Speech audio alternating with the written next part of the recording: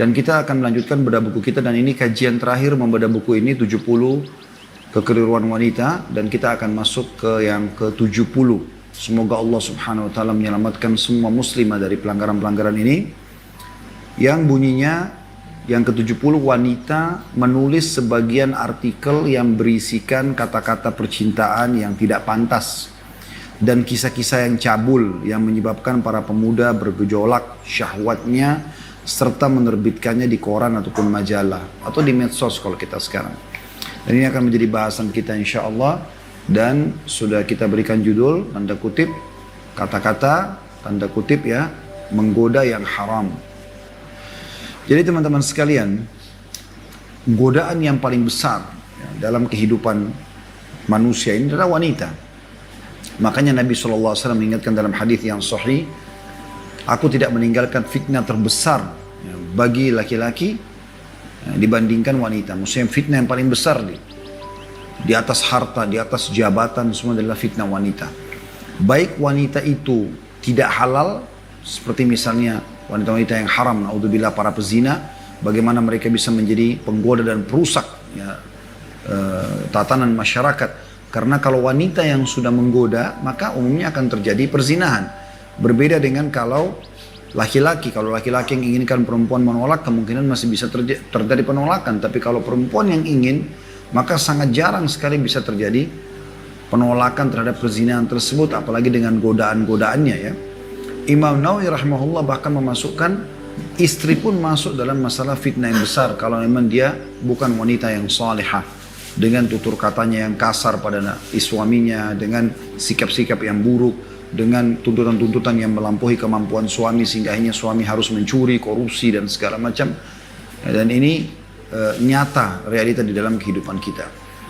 Nah, di sini teman-teman sekalian, ada hal yang disentuh oleh beliau adalah bagaimana wanita-wanita ini yang tidak bertakwa kepada Allah Subhanahu wa taala pada saat mereka menunggangi medsos. Kalau kita sekarang ada hal-hal dari kata-kata ataupun dari foto ya, apa saja cuplikan yang memang tujuannya untuk mengundang syahwat, dan akhirnya menempatkan semua itu bukan pada tempatnya.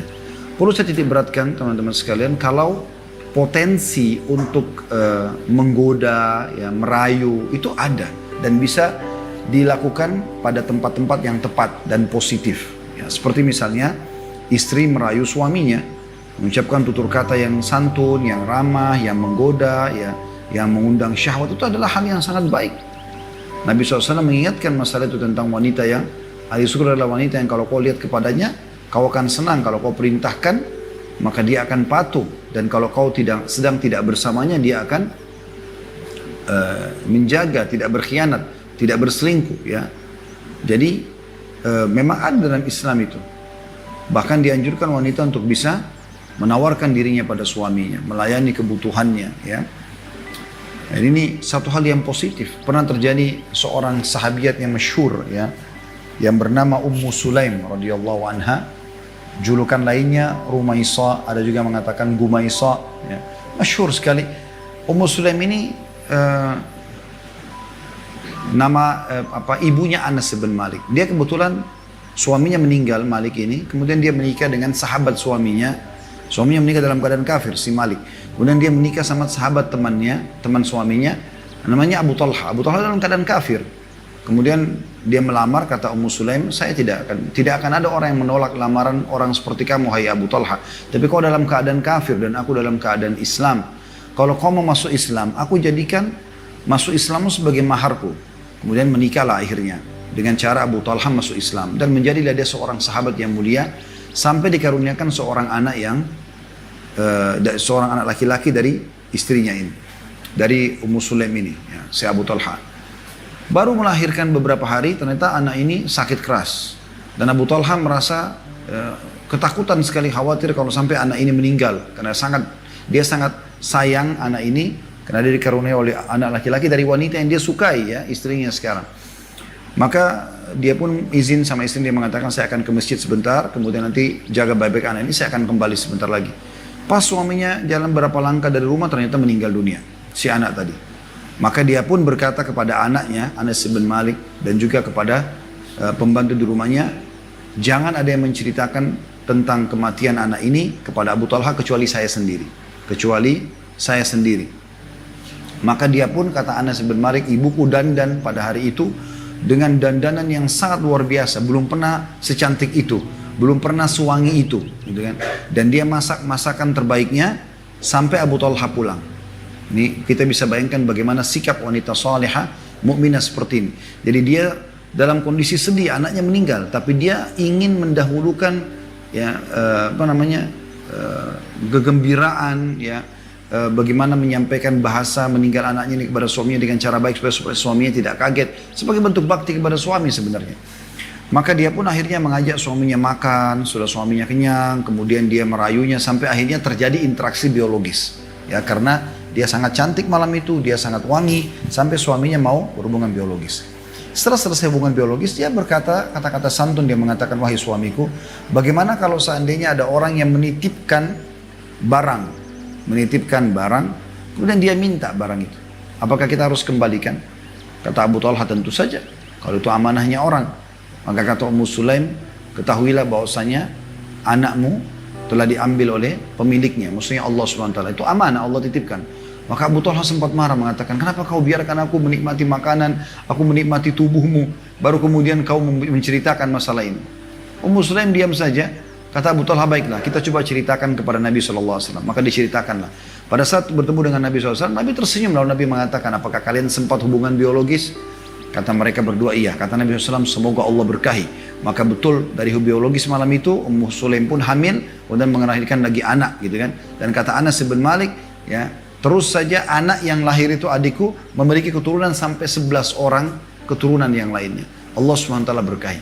Tapi saksi bahasan kita bagaimana sikap Ummu Sulaim radhiyallahu anha yang berdandan, yang merayu suaminya, dan ini bagian daripada syariat. Dan kita juga tahu kisah masyhur tentang Ummu Darda yang akhirnya tidak dandan lagi karena suaminya merasa tidak butuh dengan dia.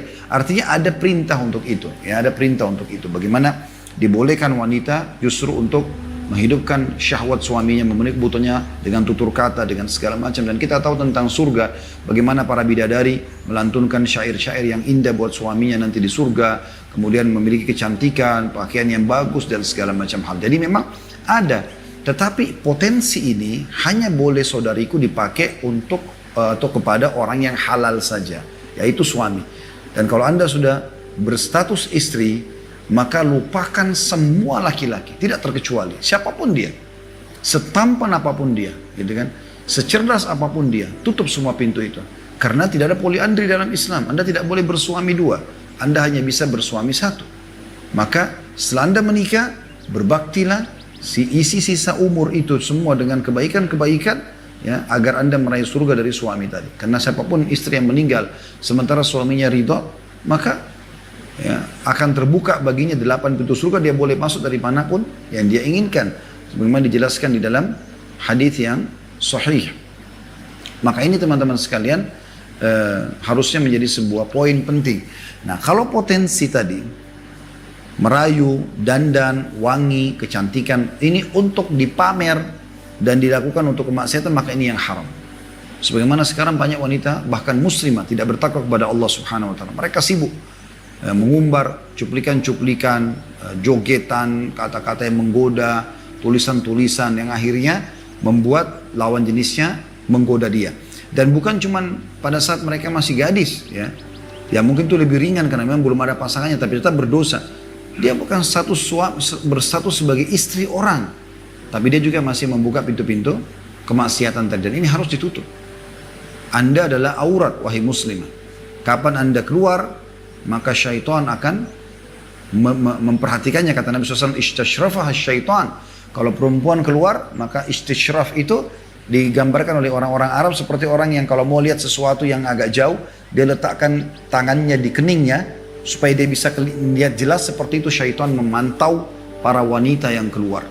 Jadi betul-betul dikejar oleh syaitan, karena kapan dia berhasil tergoda dan dia menggoda laki-laki, maka akan terjadilah perbuatan-perbuatan haram itu. Dan ini penting teman-teman sekalian untuk diperhatikan agar tatanan, ya, di kehidupan masyarakat ini bisa tertata dengan rapi, tentunya bisa tertata dengan baik, ya.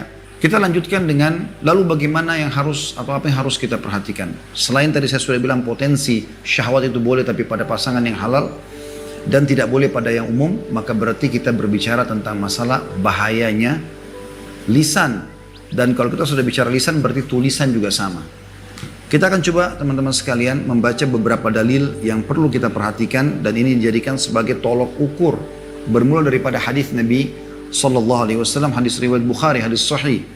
Kata Nabi SAW, innal abda la yatakallamu bil kalimati min ridwanillahi la yalqi laha balan yarfa'uhu Allahu biha darajat. Wa innal abda la yatakallamu bil kalimati min sakhatillahi la yulqi laha balan yahwi biha fi jahannam.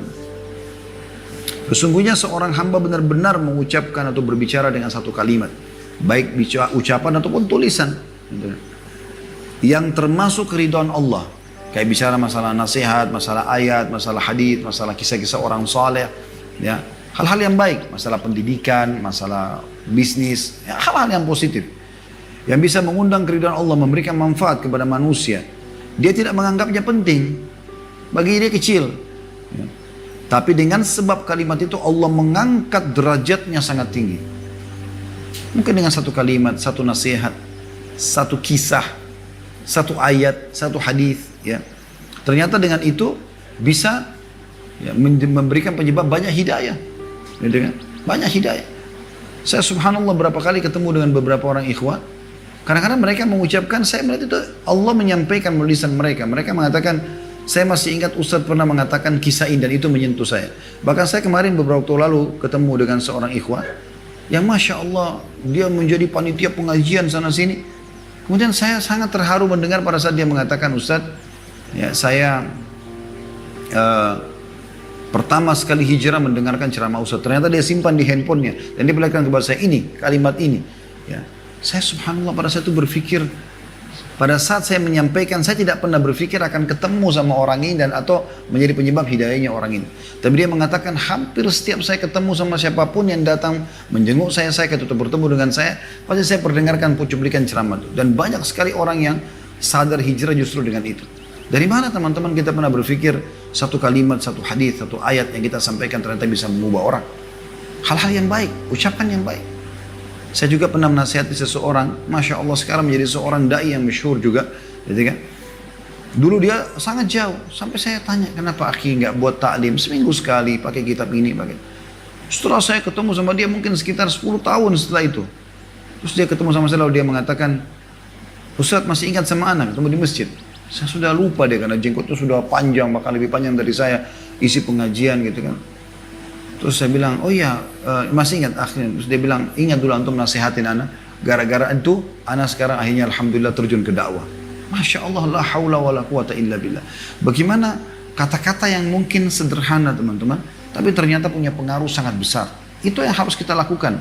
Dari mana Anda tahu sebuah hadis Anda kirim di grup WA, Anda pasang di status sebuah nasihat, potongan ayat, ya, atau cuplikan lah yang kita kirim, ya, mungkin itu 1 menit atau kita mungkin kirim jadwal pengajian, ya, seperti ini misalnya lagi ada live Anda kirimkan, mungkin subhanallah dari sekian banyak orang yang mungkin kita tidak kenal pun yang ikut gara-gara kiriman tadi bisa mendapatkan hidayah dan kita panen pahalanya. Itu Allah bisa angkat derajat yang sangat tinggi. Kemudian dikatakan, dan sesungguhnya dalam hadis ini masih lanjutannya, seseorang benar-benar berbicara dengan satu kalimat yang mengundang murkanya Allah. Dan dia tidak menganggapnya penting. Ngobrol masalah cerita tentang kenikmatan dia berzina, kenikmatan dia minum khamar, kenikmatan dia narkotika, kenikmatan ini dan itu. Segala macam hal yang dia lakukan dari kemaksiatan. Dia tidak sadar ternyata dengan kisah yang dia sampaikan itu membuat ada orang di depan dia yang juga akhirnya melakukan perzinahan tersebut. Atau ingin mencoba perzinahan tersebut, atau ingin mencoba narkotika, atau mencoba obat-obat khamar, minuman keras, atau mencoba rokok, atau apa saja. Karena kata-kata yang dia ucapkan. Maka dengan itu, Allah melemparnya ke dalam neraka jahanam. Dan harus hati-hati. Ya. Apalagi sekarang zamannya medsos, ya. Anda taruh satu cuplikan saja di YouTube, di Instagram, di Facebook, atau apalah sekarang cukup banyak jenis-jenisnya yang sama. Bukan cuma orang Indonesia yang bisa nonton, orang luar pun nonton. Berapa banyak dosa yang akan dipanen. Ya. Dan sebaliknya kalau kita pasang atau menyebarkan cuplikan yang baik, positif, maka berapa banyak juga yang orang yang kita bisa dapatkan pahalanya. Al-Hafidh Ibn Hajar rahimahullah berkata, dia tidak menganggap penting dalam potongan hadis, yakni dia tidak memperhatikan dengan fikirannya dan tidak memikirkan akibat perkataannya, serta tidak menduga bahwa kalimat itu akan mempengaruhi sesuatu. Ini diambil dari Fathul Bari Syarah Sahih Bukhari tentunya. Juga ada satu ulama yang wafat tahun 412 Hijriah, cukup lama ya, sekitar 1000 tahun yang lalu, bernama Abu Ali Ad-Daqqaq rahimahullah. Beliau mengatakan al-mutakallamu bil batili, maaf, al-mutakallimu bil batili syaitanun natiq was-sakitu 'anil haqqi syaitanun akhras. Ya.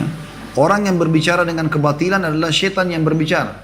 Kapan kita berbicara berbau hal-hal yang haram, kebatilan, syahwat yang haram, ya, maka itu berarti syaitan yang sedang bicara. Cuma dia menunggangi kita. Itu berarti sesat, syaitan penghuni neraka. Dan sedangkan orang yang diam dari kebenaran adalah syaitan yang bisu. Dalil-dalil yang lain cukup banyak yang menguatkan hadis ini, serupa dengan hadis tadi ya. Juga hadis sahih, kata Nabi SAW, Inna rajula la yatakallam bil kalimati la yara biha ba'san yahwi biha sab'ina kharifa finnar. Sesungguhnya ada orang-orang yang berbicara dengan satu kalimat yang dia sama sekali tidak menganggap ada bahayanya, tapi ternyata dengan kalimat tersebut dia terjungkal ke dalam api neraka sedalam 70 tahun. Dia memberikan contoh-contoh, dia cerita tentang apalah ya. Ya, seperti sekarang banyak sekali orang di medsos sosial malah sengaja mengundang orang agar bangkit syahwatnya, agar menjadi penghuni neraka, ya, bangga menjadi penghuni neraka, dan segala macam hal yang aneh-aneh ya. Bukannya dia menjadi orang baik, malah dia menjadi orang buruk ya. Dan ini dia tidak menganggap, tidak masalah, saya cuma ngomong kok gitu kan. Seperti itu. Dan ini mirip dengan kaum-kaum munafikin di zaman Nabi SAW. Mereka begitu modelnya. Ngomong, setelah nanti ditegur baru mereka mengatakan innama kunna nakhudu wa nal'ab. Kami cuma bercanda ya Rasulullah. Maka Allah mengatakan qul abillahi wa ayati wa rasul kuntum tastahzi'un. Apakah pada Allah, pada Rasul dan pada ayat-ayat Allah kalian bercanda, olok-olok gitu. Jadi dilarang. Di dalam riwayat yang lain, masih riwayat yang sahih, riwayat Imam Muslim, kata Nabi SAW, innal abda la yatakallam bil kalimati ma yatabayyanu ma fiha yahwi biha fin nari ab'ada ma bainal masyriqi wal maghrib ab'ada ma bainal masyriqi wal maghrib. Dua kali Nabi SAW ulangi akhirnya. Artinya sungguhnya seorang hamba benar-benar berbicara dengan satu kalimat, baik lisan ataupun tulisan, yang ia tidak mengetahui secara jelas maksud yang ada di dalamnya. Namun dengan sebab kalimat itu dia terjungkal dalam api neraka sejauh timur dan barat. Sejauh timur dan barat. Jadi tadi dilemparkan dalam api neraka, kemudian dilemparkan 70 tahun ya. Kemudian juga ini dilemparkan sejauh jarak timur dan barat. Ini luar biasa. Maka hati-hati teman-teman dengan kata-kata, ini berbahaya sekali. Pernah ada seorang sahabat sangat cerdas, dia bertanya begini kepada Nabi SAW. Ini Sufyan bin Abdullah Al-Thaqafi radhiyallahu anhu, masyhur dengan kesalehannya. Beliau berkata, qultu ya Rasulullah, saya berkata kepada Nabi SAW, bi amrin a'tasimu bihi, perkara yang saya bisa berpegang teguh padanya supaya saya selamat di dunia dan di akhirat. Hubungan saya sama Tuhan Allah baik, hubungan dengan makhluk juga baik. Qala qur rabbi Allah thumma istaqim. Ikrarkan, ucapkan, tuliskan ya, Tuhanku Allah, ikrarkan dengan lisanmu itu. Kemudian istiqamalah, apa yang Allah perintahkan kerjakan, apa yang Allah larang jauhi, apa yang halal nikmati, apa yang haram jauhi. Qultu ya Rasulullah, ma akhwafu ma takhafu alayya. Setelah itu ya Rasulullah, setelah saya faham, saya mengikrarkan Tuhanku Allah, lalu saya istiqamah, saya mulai menjalankan perintah, meninggalkan larangan. Apa yang paling Anda takuti? Maknanya adalah yang nanti bisa merusak itu, rusak iman saya kepada Allah, juga saya jadi tidak istiqamah. Maka dikatakan fa'akhadha bilisani nafsi thumma qala hadha. Maka Nabi SAW pegang lidah beliau dan beliau tarik, beliau mengatakan ini, perkataan ini ya. Kalau apa hubungannya dengan tulisan ini? Ada hubungannya, karena perkataan bisa jadi tulisan Umumnya juga orang berkata-kata kemudian ditulis, kan gitu. Syekh Hussein Al-Awaishi berkata, sesungguhnya sekarang ini sesuatu yang manusia merasa amat tentram terhadapnya ialah lidah mereka. Padahal lidah yang paling dikhawatirkan Nabi SAW atas umatnya. Dan yang nampak lidah itu seolah-olah pabrik keburukan, tidak pernah lelah dan bosan. Dalam Musnad Imam Ahmad ada hadis yang mulia. Nabi SAW bersabda, لا يستقيم إيمان عبد حتى يستقيم قلبه atau قلبه ولا يستقيم قلبه حتى يستقيم لسانه ولا يدخل رجل الجنة لا يأمن جاره بوائقة. Ketahuilah iman seorang hamba tidak akan istiqamah, nggak akan bisa tetap kokoh sampai dia meninggal, sampai hatinya istiqamah. Hatinya tentram, dia tidak rusak dengan penyakit-penyakit hati, dengan hasad, dengki, ya, riya dan segala macam. Dan hati seseorang hamba tidak akan istiqomah kecuali lisannya sudah istiqomah. Jadi perhatikan pengaruh daripada lisan. Kalau lisannya istiqomah, hatinya bisa istiqomah. Dengan istiqomah hatinya, maka dia istiqomah dengan keimanannya sampai meninggal. Dan orang yang tetangganya tidak aman dari kejahatannya tidak akan masuk surga. Tapi saksi bahasan kita potongan awal hadis. Ya. Dan juga riwayat Tirmidzi hadis yang lain bahwasanya Nabi SAW bersabda, "Idza asbaha ibnu Adam," kalau tiba pada pagi hari anak Adam, "fa innal a'dha'a kullaha tukaffirul lisan." Seluruh anggota tubuh akan mengingatkan lisan. Mata, telinga, tangan, kaki, kemaluan, rambut, semua ini akan bicara dengan lisan. Bagaimana kita tidak tahu? Ini Nabi SAW yang sampaikan. Apa yang mereka katakan kepada lisan kita setiap pagi? Fatakul ittaqillaha fina. Bertakwalah kau kepada Allah hai lisan terhadap kami. Fa innama nahnu bik. Karena kami sangat tergantung padamu. Fa in istaqamta istaqamna. Kalau kau lurus hai lisan, kami lurus juga. Wa in i'wajajta i'wajajna. Kalau kau menyimpang, kami pun pasti akan menyimpang. Bermula dari situ. Jadi yang baik kita sampaikan, maka akan baik semua. Ya, hati-hati. Seringkali orang sekarang ramai buat cuplikan. Bahkan sekarang sudah tidak asing, siapapun bisa punya channel di YouTube, punya di Instagram, di Facebook, di apalah ya. Bahkan punya grup WA segala macam. Saya melihat ini adalah bisa menjadi bisa menjadi kebaikan yang memanenkan pahala sekian banyak. Dengan sibuk dengan cuplikan-cuplikan ceramah yang baik, kata-kata yang baik dan segala macam. Atau memang menjadi tempat ajang keburukan karena banyaknya cuplikan yang buruk yang diangkat di tempat tersebut. Di dalam hadis yang lain Nabi SAW bersabda, hadis ini juga hadis hasan, kata Nabi SAW, "Man yadman li ma baina lihyaihi wa ma baina rijlaihi adman lahul jannah." Siapa yang menjamin untukku apa yang ada di antara dua pipinya, maksudnya dua pipinya, lisannya. Dan apa yang berada di antara dua kakinya, maksudnya kemaluannya, aku akan jamin baginya surga. Ya teman-teman, bagaimana Nabi SAW mengingatkan luar biasa di dalam hadis yang sahih ini ya. Hadis ini riwayat Tirmidzi dan juga riwayatkan oleh Imam Bukhari. Ya. Bagaimana Nabi SAW memastikan jaminan surga didapatkan dengan orang yang bisa mengontrol lisannya dan juga kemaluannya tentu ya. Tapi di sini lisannya yang ditekankan di awal potongan. Juga Nabi SAW pernah menjelaskan kepada seorang sahabat ya, yang bernama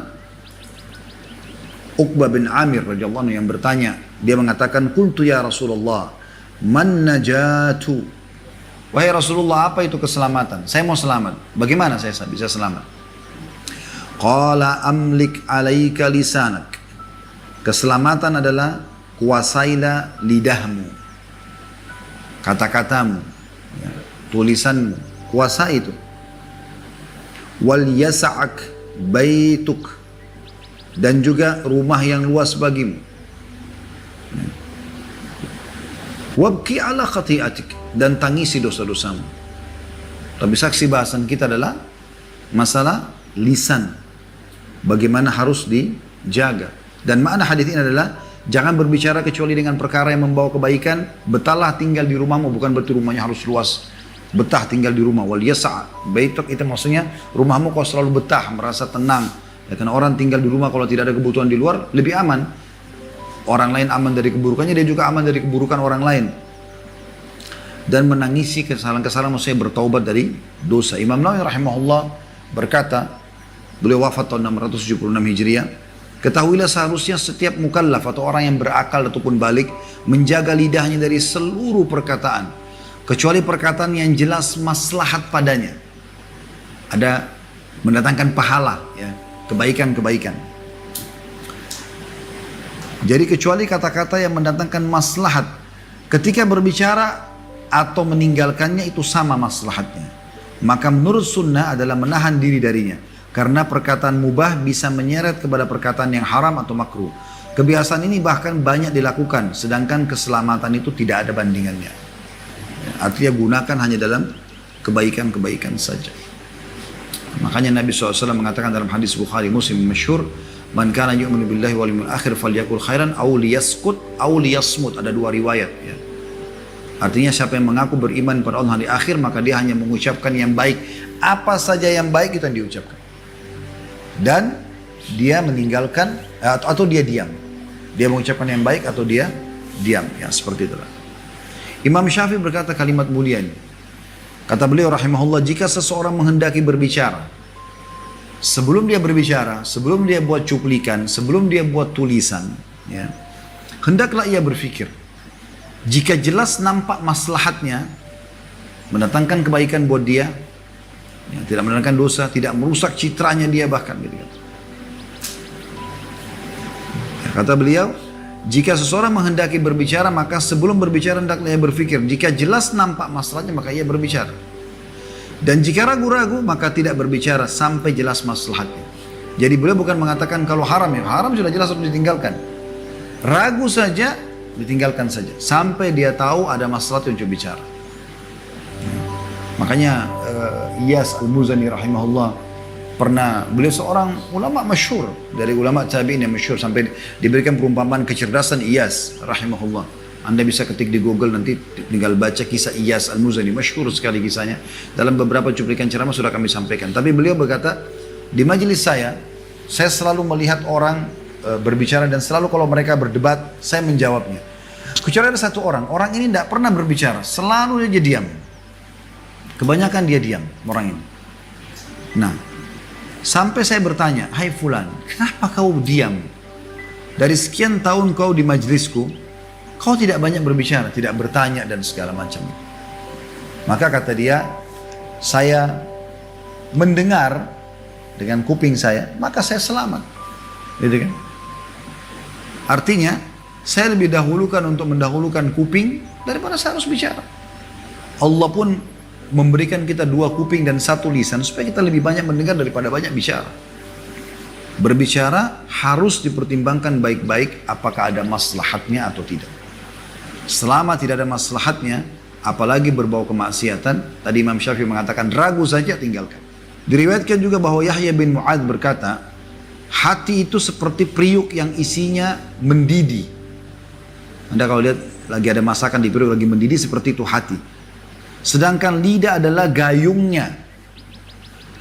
Maka perhatikanlah ketika seseorang berbicara, karena sungguhnya lidahnya akan mengambilkan untuknya, atau lidahnya akan mengambilkan untukmu apa yang ada di dalam hatinya. Manis, pahit, tawar, asin dan lainnya. Pengambilan lidahnya akan menjelaskan kepadamu rasa hatinya. Sekarang kita teman-teman sekalian lebih banyak coba di penutupan bahasan kita ini mendengarkan bagaimana perkataan salafus saleh tentang pentingnya menjaga lisan dan hanya usahakan mengucapkan hal-hal yang bermanfaat saja. Umar bin Khattab berkata radhiyallahu anhu, barang siapa yang banyak pembicaraannya, banyak tergelincirnya, maksudnya bicara pada hal yang tidak ada gunanya. Ada orang begitu subhanallah. Pada saat ketemu ngomong aja, dari awal ketemu sampai kita pisah, seperti tidak ada kesempatan kita untuk berbicara. Dia aja yang bicara terus. Dan ada juga orang subhanallah, setiap kita bicara masalah apapun, dia selalu ada di situ. Selalu saja seperti dia mahir di semua bidang. Ini tanda tanya ini. Kenapa orang ini seperti itu? Dan harus hati-hati.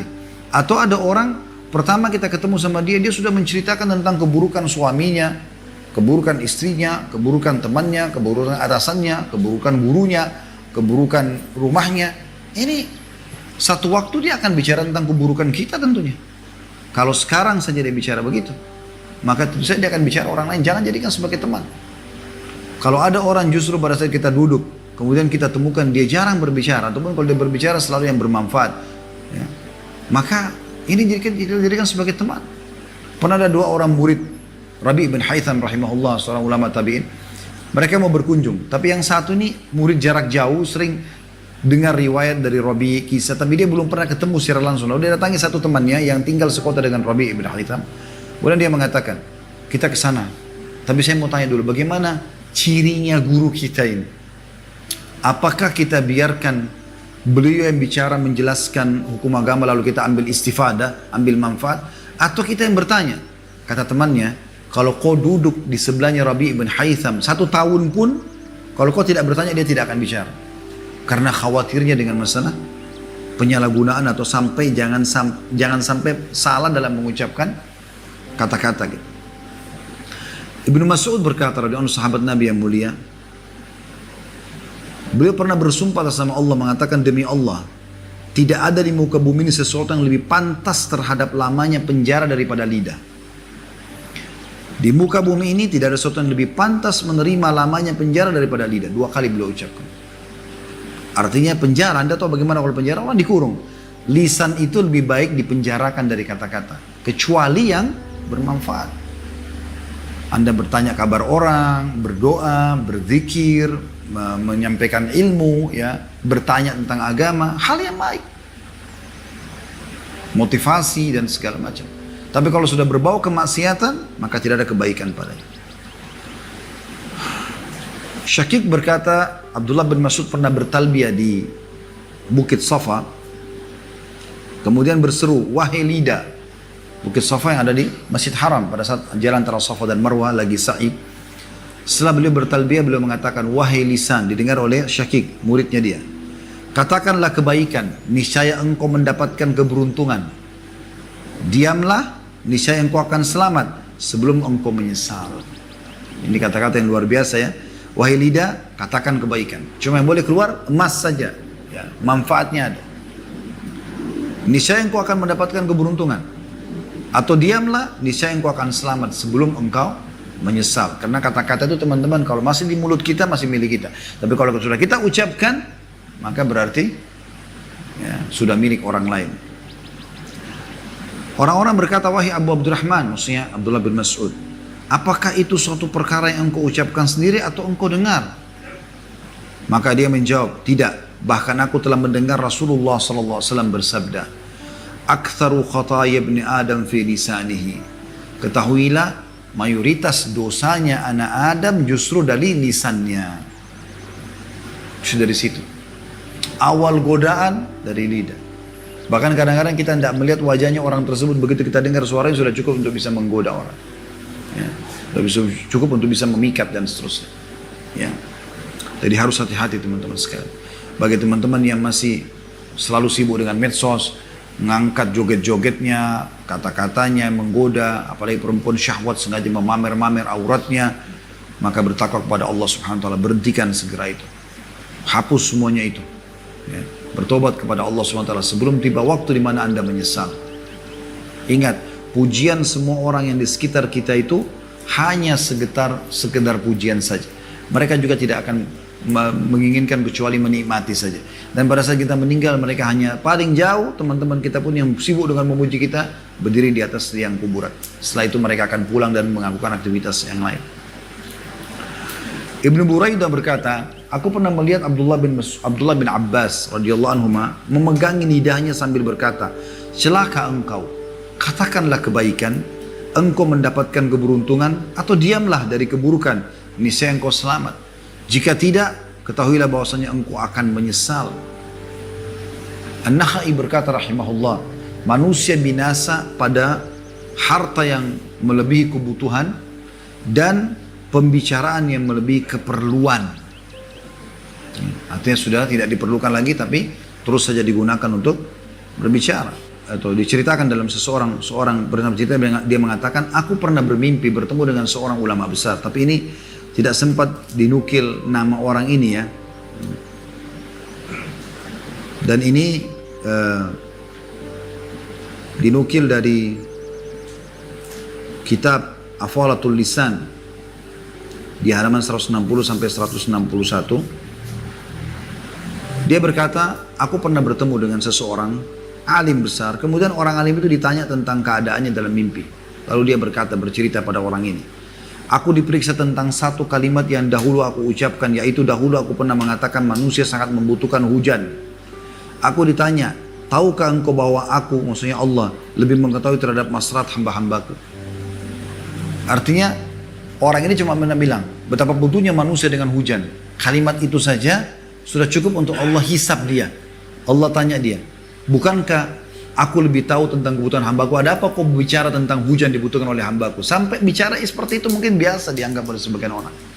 Tapi subhanallah, tetap Allah subhanahu wa ta'ala menjadikannya sebagai sebuah hisab. Dalam sebuah riwayat disebutkan, ada seseorang dulu di Madinah, dia berkata kepada temannya ini ahli maksiat, diingatkan sama dia, jangan bermaksiat, tobatlah. Temannya tidak mau tahu, terus saja begitu. Sampai dia kena jengkel, dia bilang sama temannya, kau tidak akan diampuni sama Allah. Maka Nabi SAW menerima wahyu pada saat itu, dan Nabi SAW mengatakan, Allah berfirman, siapa orang ini yang begitu beraninya mengatakan Allah tidak akan mengampuninya?